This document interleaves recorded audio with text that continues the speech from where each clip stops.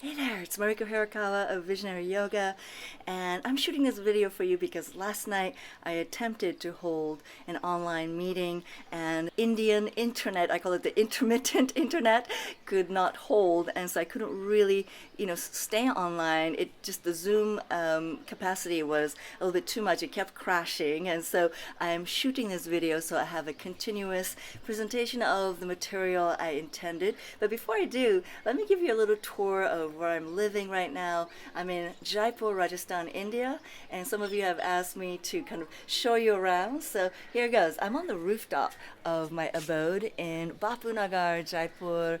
It's just the last days of March, and it's actually much cooler than usual. And I'm really blessed because it can get quite hot. Behind me is a big water tank, which is a plus in any Indian neighborhood because there is a water shortage always. And this is a residential neighborhood, and this is a wonderful rooftop where I often do my yoga practice. There have been sitar concerts and music concerts. This whole house is many generations of classical Indian musicians have lived here, and so at any time of the day you can hear beautiful music coming from different quarters of the house. And if you look this way, that white building is the Lakshmi Mandir. Now it's closed during quarantine, but it's the goddess of wealth.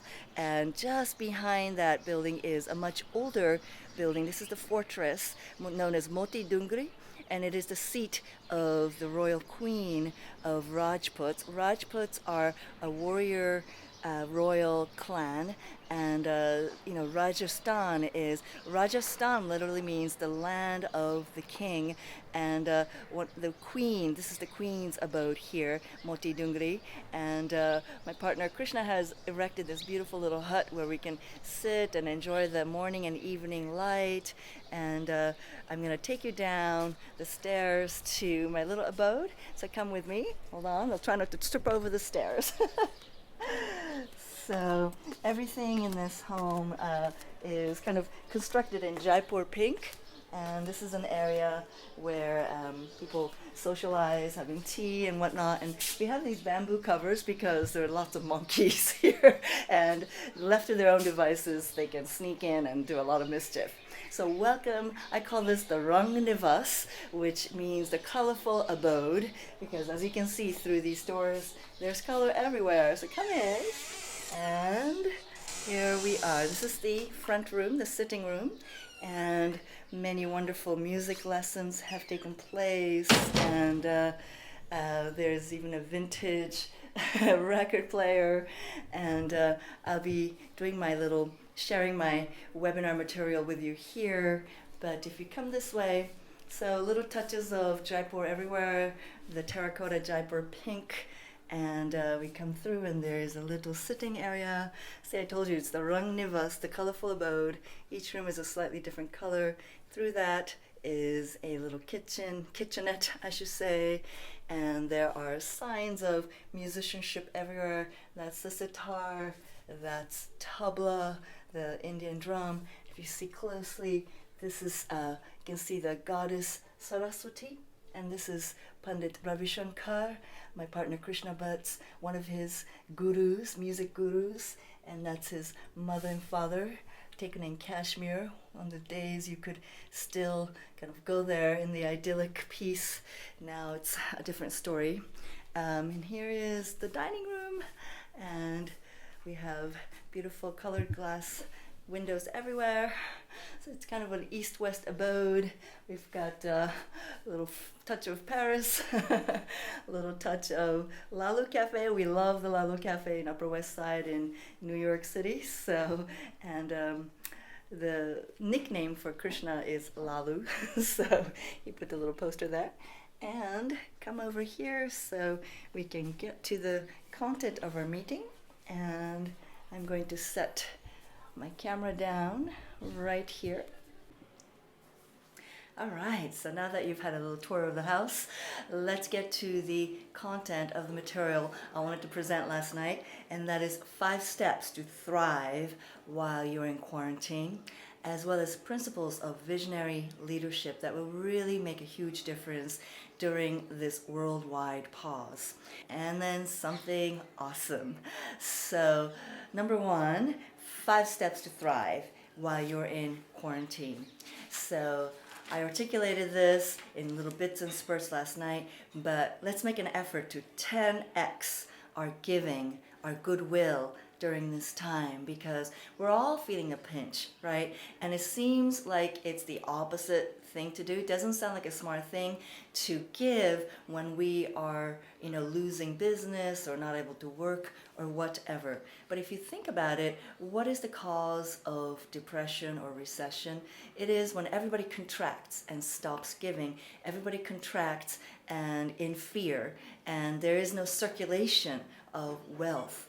And so by opening up, by resisting that kind of primordial ancient programming of survival and saying, actually, no, I'm not going to do this, I'm going to do this, you actually open up a vacuum. When you give something out of the goodness of your heart, that giving creates a vacuum in ourselves, and nature abhors vacuums. So whatever replaces that space is going to be something of a much higher vibratory frequency.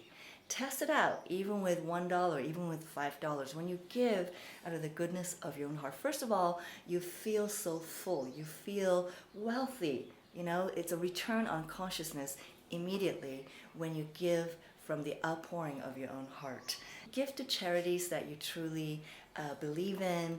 I'm an ambassador of Yoga Gives Back, which supports underprivileged women in India with microloans, so it builds their dignity. They can start their own business with the seed money, and then they can support their whole family. And then it also supports orphaned children and gives them shelter, food, clothing, and spiritual education, and they're really loved. So this is one way I like to give back. So what way can you give back?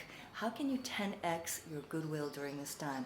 We all have a unique genius, and it's a combination of our innate talents, our skill set, our life experiences, and it doesn't even have to be in the area of our expertise, but let's resist the temptation to contract. Start brainstorming what are the ways you can give. This webinar, this video came from that brainstorm, and I thought, I've been receiving so much wisdom. I've been studying a lot during this downtime. I have received so much great knowledge from my gurus that I've been blessed to be connected with, and so I wanted to share this with you. And also I wanted to support my charity, Yoga Gives Back, because now more than ever before, the people in the lower social strata are really suffering. We who have roofs over our head, who got internet connection, we're so blessed, even though we might be losing our jobs and income and all of those things. If we can for a moment forget ourselves and think of others, really it's going to help heal the entire planet. Number 2 is to think strategically and think long term. Now, it seems like we're going through this massive disruption and it's going to be like this for a while. And yes, it is going to be like this for a while. And I don't have a crystal ball, and I'm not going to tell you how things are going to play out. I don't know either. But I know that this too shall pass. We have gone through, especially those of you living in New York, we have gone through so much together. 9/11, the crash of 2008, and this is perhaps the biggest disruption that we have experienced thus far. Yet this too shall pass, and this too shall pass, and life will go on. And so don't act with panic. When is the best time to panic? Ever? Never, right? So it's never a good time to panic. So let's use the yogic skills of breathing, getting in touch with the most resourceful state. That is what yoga is truly there for. And so how can you be strategic at this time? How can we, using this time to really craft your vision. And this takes me to number 3, which is to clarify your vision. I've been talking about vision a lot with many people in one-on-one conversations as well as in group conversations. And a vision is so important because it's the destination of where you're headed. If you don't have a vision, you don't have a direction. And in an era of disruption such as this, it is so easy to be sucked into the news, the media, the social media as well, and have all of our bandwidth taken up by that. But Tony Robbins talks about when he used to receive racing car instructions. His instructor would get in the car with him, and he'd start going to 120 miles an hour towards a wall, and then at the last minute the exercise was to turn so you don't crash. And every time, Tony would be looking at the wall because it's that's the danger, and he'd be looking at the wall, and then the instructor would grab his face and turn his head because he's like, Tony, if you keep looking at that wall, you're gonna crash. You gotta look where you're going. You gotta focus on where you're going. You gotta focus on where you wish to go. So, we don't have somebody next to us, in our passenger seat taking ahead, and, when we're sucked into the media, we don't have somebody telling us this, but we need to be our own best coaches and really tell ourselves, yes, we need to be in touch with the news, but just enough for useful, credible information so that we know we're informed about what's going on. But then let's reserve the major energy and bandwidth and consciousness to manifest our higher destiny. So take some time and really meditate on your vision. Enter a deep state, and don't just think with intellect. What can I do? And I know I said think strategically, which sounds very intellectual, but we also want to receive from the realm beyond the intellect, because the intellect knows how to dissect and analyze. It knows how to kind of cut things up, right, and dissect. That's what intellect does best, discrimination. But it doesn't know how to build a vision. That building, that vision comes from your soul. It comes from a place beyond the intellect. So that's why, in yoga, we're always doing poses like this that integrate the right hemisphere, the visionary brain, the left hemisphere, the strategic brain, and we want to synergize them in the most refined way possible. And when opposites synergize, they don't clash. They take you higher. They raise you up. So we want to take the best of the right brain, the vision, the best of the left brain, the higher intellect, and use it to craft the vision and the path to get there. So clarify your vision is number 3. So what are the 3 so far? 1, 10x your goodwill. Number 2, think strategically and think long term. And then number 3, clarify your vision. Number 4, optimize your environment. Optimize your environment. So some aspects of the environment, it's out of our control, yes, but many aspects of the environment is within our control. So there are 3 dimensions of your environment. Number 1, the place. Number 2, the stimuli aspect of environment. And number 3, the people dimension of environment. So, the place that you live now is also the place you work. This is true for most everybody, right? We're all working from home. And so you want to optimize that home environment. Steve Jobs loved to keep an immaculate desk and working space because he wanted to have this spaciousness in order to think clearly. And I have a very ornate, environment. It's not, I didn't decorate it, but I love it. And I'm taking inspiration from all the art and the music that I'm exposed to. And so you can be creative, right, in the way you optimize your environment. It should reflect you as a person uniquely. And also it should grease the runway for the actions that create the upward spiral. For example, for me, I know that being creative, creating content, more than I consume content, is the way of the upward spiral for me. So it's actually perfect. I don't have cable TV. I don't have these distractions. Even Netflix I don't have because of the crappy internet. So it's actually great. I don't consume much content, but I'm doing a lot of content creation. So how can you create that for yourself? Like, if you want to lose weight, you don't want to have all this junk food sitting in your cupboard and in your fridge, right? So you want to optimize your environment for the direction of the vision that you want to move into, and you want to make it harder to do the things that lead to the downward spiral, right? So removing the junk food is one example, right? And if you're doing writing, for example, keeping the Wi-Fi off so you can't get into the gazillion, the black hole of the internet can be a huge distraction. Turning off notifications, right? That's the stimuli aspect of environment. So in our era, especially now that we're not able to go outside, we might really be glued to our screens.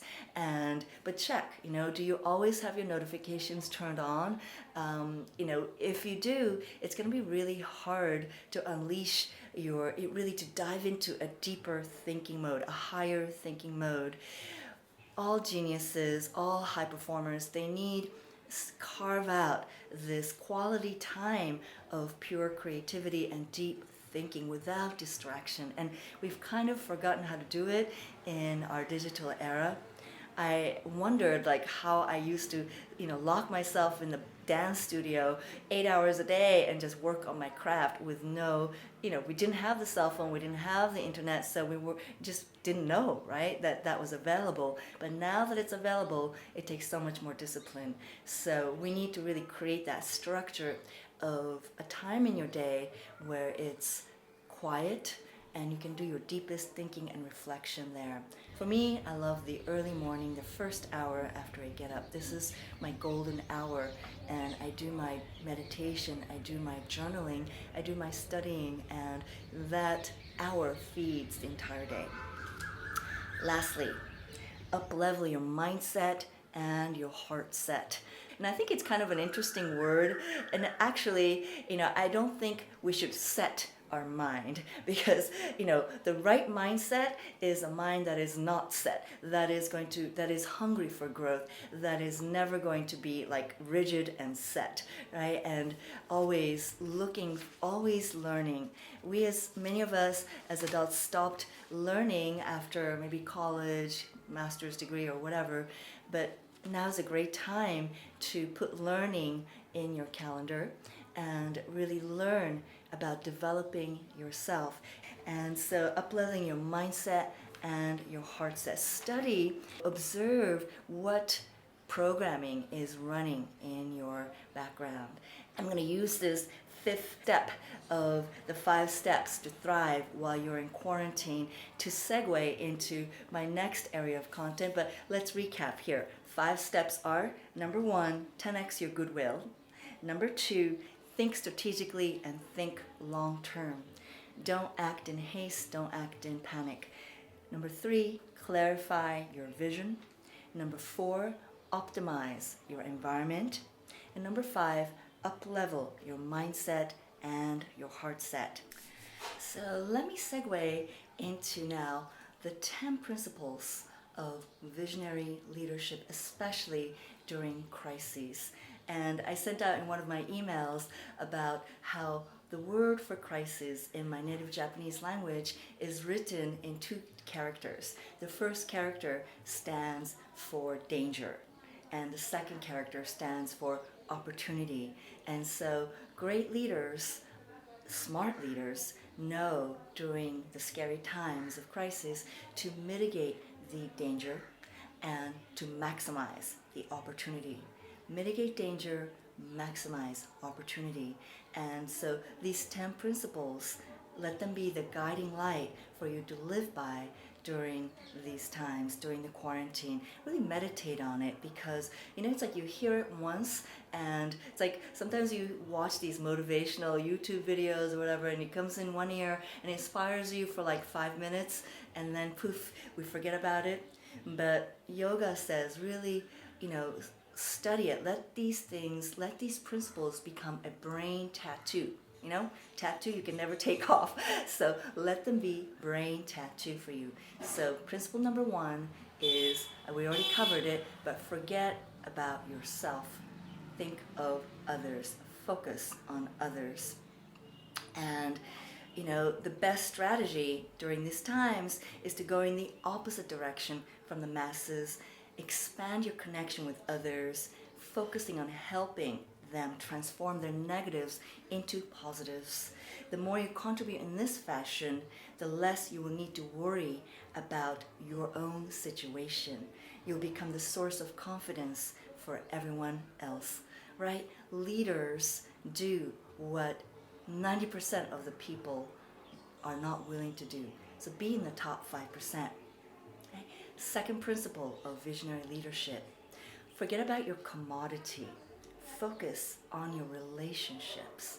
Yes, I think the new paradigm in the 2020s is relationships. And this COVID quarantine worldwide, which is affecting, you know, all of humanity on planet Earth, is a wonderful time to revive old forgotten relationships and to reach out and say, hey, how are you doing, right?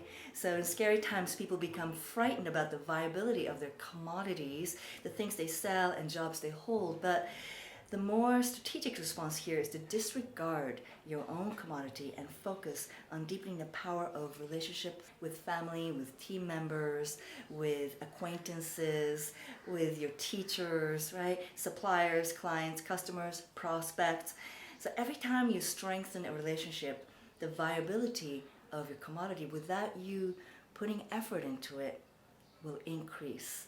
So a relationship is so important. This is the era of collaboration, not competition. So again, this is another way, instead of doing this, contracting into survival and shutting behind the computer in isolation, we do this and use this opportunity to outreach. And this is what I'm doing right now with you. And it really makes me feel so connected. I feel I belong, and it inspires me. And that's an immediate reward right there, right? Third, forget about the sale. Focus on creating value. So things you had and things you took for granted may have disappeared, and many people are, you know, really having a hard time getting over that, especially if it was like a lot of money or whatever. But whatever you have lost, a better strategy is to start an entirely new game. And pardon the, you know, the rare, these days we're not having much traffic here, but it is India and people do honk a lot, so pardon that. So a better strategy is to start an entirely new game with new ideas, new energies, new tools, and new resources. And so a big opportunity is suddenly available to us now for achieving more than you ever did in the past. It seems kind of hard to believe, but there is a major turning of the page, a major new world order being established. If we look closely, right, if we look for opportunities, it's everywhere. Number 5, forget about your difficulties and focus on your progress. This is a big one as well. And I know all my friends in New York, this is a really hard time, and my heart goes out to you. But, you know, things may not be as easy as they were, and they're not right now. The new difficulties will either defeat you or reveal new strengths. So your physical muscles, right, get strengthened from working against resistance. Isn't that true? We strengthen our physical body by working against resistance. And so we can use this difficulty as the resistance to strengthen our inner muscles of our intellect, our character, our willpower. It can strengthen new muscles. It can reveal new strengths. Treat this whole period of challenge as a time when you can make the greatest progress as a human being. Yes, we are spiritual beings having a human experience, and this is a collective test right now. It's a moment of collective test. And we will fail if we just let this recoil us, if we make this the reason we recoil back into our smallness. We will pass the test if we use this time as a catalyst to be reborn anew, to unleash new strength. Number 6, forget about the future. Focus on your today. Now this was a really useful nugget, really highlighted in my mind.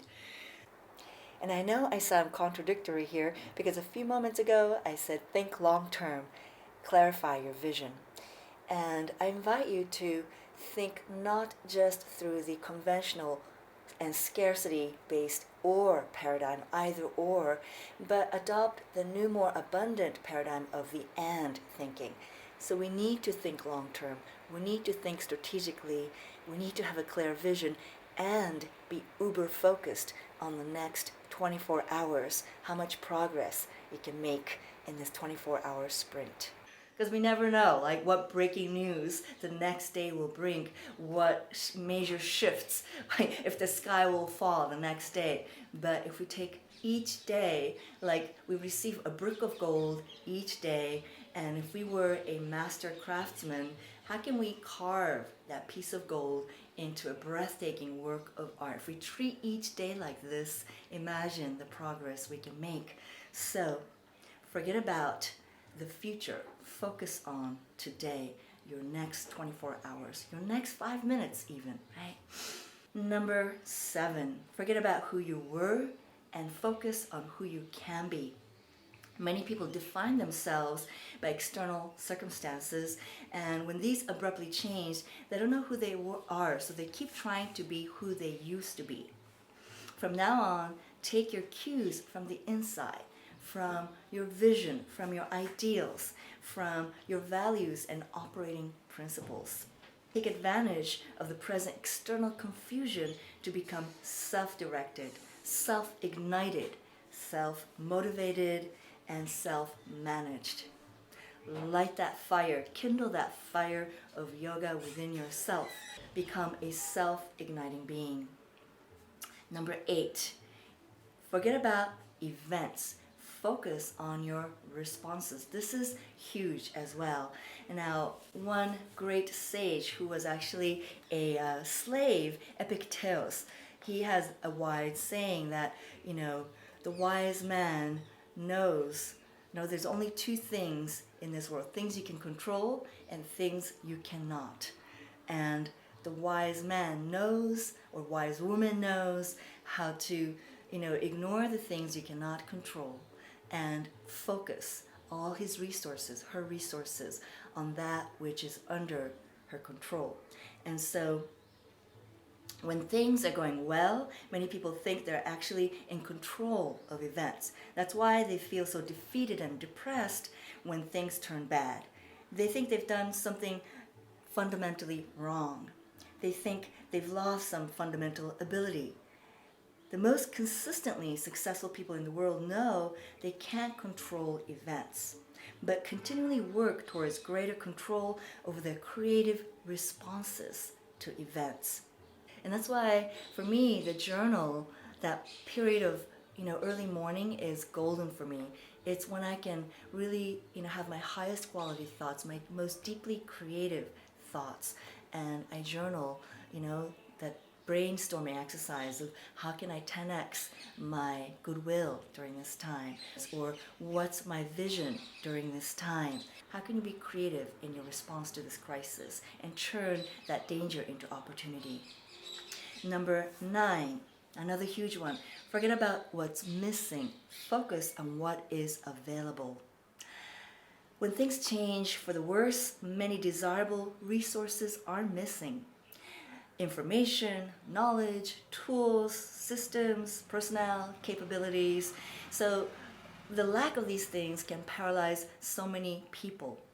And yet the leaders, the top 5%, who can respond strategically during this time, they can take advantage of every resource they have at hand. For example, so I tried, right? I tried with the crappy internet I had to do my giving back, and it didn't work. And so I am shooting this video for you now. That's an example of me doing what I can with the resources that I do have, because I don't have the internet, the gauze of this cyberspace on my side right now, but I do have the ability to still reach out to you and deliver value, right? So use every resource you've got to the max and focus on making, creating a bunch of small results that lead to big one, that makes this 24-hour count, right? So when you have all the resources, maybe you can make strides and make leaps, quantum leaps.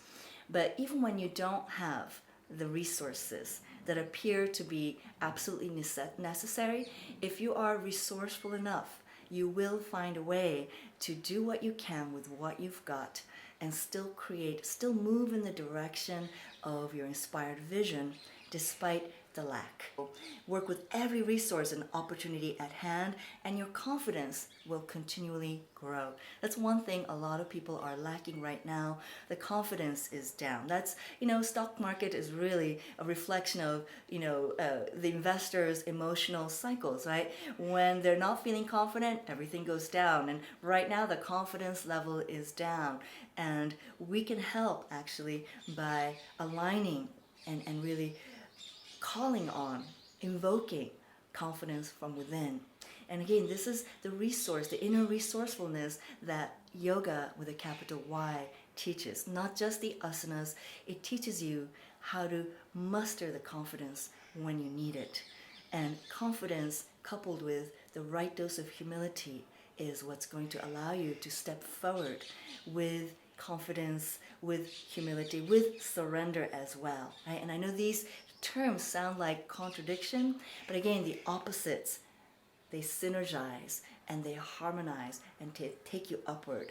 So this is the beautiful path of yoga. Last but not least, forget about complaints, focus on your gratitude. So complaining, and it's so easy to complain right now, so many things that we were able to do, we're not able to do. So it's kind of ripe ground for complaining. But if we can be disciplined and really count our blessings, really focus on gratitude, because gratitude creates the atmosphere for the right thoughts, for the higher thoughts, for guidance to shine through, for grace to enter our lives. And we need gratitude. Gratitude is the highest emotional frequency capable in a human being. And complaints only attract negative people and negative energies, and we sure the hell don't want that right now, right? So these are the 10 principles. I truly hope this served you. For me, this was such gold, and I want to give credit to Dan Sullivan, whom this material comes from. He has a beautiful manual called the Scary Times Success Manual, and in scary times, very few people have even the bandwidth to think about success.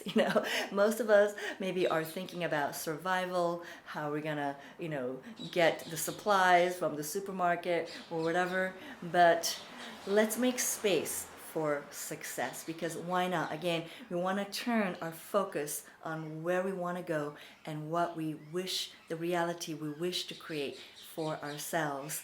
And I want to do even more than this little video for you, and I've created a 14-day high vibrational course called the 14-Day Holistic Yoga Challenge, and I would love for you to join me.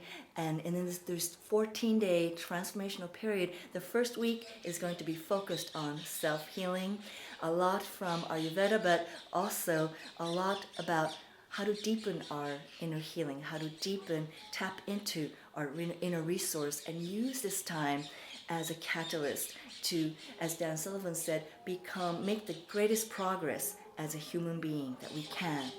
I want to make it super affordable for you. I'm going to pack it with uber value, because my stand as the founder of Visionary Yoga is that yoga is not just a workout. So I'm going to deliver the best workout possible, and at the same time use this, it's going to be about an hour to 75 minutes a session each. Use this time to install in every fiber of your being these principles, and let's use this time to heal ourselves, for good, so we really dissolve the old patterns that's been holding us back. Let's use this time to install new upgraded mental, emotional, spiritual software that's going to take us to us 2.0 level, maybe 3.0, right? And so we can operate at a higher level because a new paradigm is being established.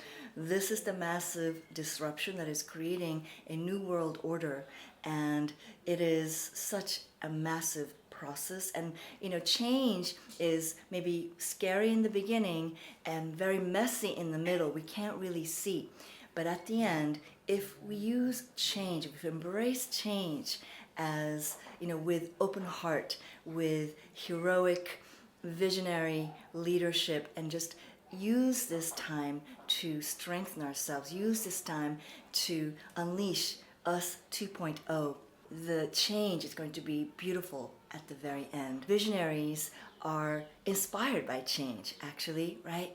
It's more the victim mindset that makes us afraid of change. Let us not be victims. Let us be leaders, visionary leaders, and let's be inspired by the change and know that the new world order that's being established, there's going to be new paradigms. And so it's a great time to install, right, to release the old, to install the new, and to discover new strengths, right, new geniuses within ourselves. And you might be thinking, genius, the history makers, the genius of history makers, they're cut from a different cloth than me. But are they really? Are they really? Studies have proven really that genius is less about genetics. It's much more about what you do with what you've been given, nurturing and hard work and drive and focus and vision and persistence, right? It takes grit. And I think in our digital era, we have somehow, this term excellence has kind of fallen in the background, and the new motto is like good enough, right? Move forward with good enough. And to some degree, it keeps us from being stuck in perfectionism, because perfectionism is a trap. But excellence, we should never give up the striving for excellence. We should never give up, reaching for the highest quality of work that we can, because at the end of our days, what we're going to be remembered by is the body of work we leave behind, the kind of person we were, the contributions we made as a human being. So again, think long term. The ultimate long term is how people will remember you and the impact you will create, long after your physical body is gone. So let's live with the end in mind. And maybe one thing that the coronavirus is reminding us is of our mortality and how precious every day is, every moment is. And so don't let this quarantine time just, kind of blend one day into the other. I know, it's like we forget which is the weekend, which is the weekday, because everything is closed all the time. But it can be a time of great productivity. If you think about it, this time when everybody is kind of taking it easy and, just kind of letting themselves go, if you embrace this time, if you take hold of this time and use it to develop yourself, it's kind of like, those Marvel comic movies where, like everybody's kind of like, the world has stopped and there's one man who's like running, and it's like making light years progress while everybody else is in frozen motion. So you can be that person who's making, quantum leaps while people are paralyzed in fear. So it's actually a great opportunity to move ahead. So I'd love to have you join me on this inspirational path, and 10% of the tuition goes to Yoga Gives Back. And right here in India, there's so many people who need your support. So I know that I could teach one session at a time and earn a lot more, but I wanted to really serve, and I wanted to really get 100 times the value of your monetary investment.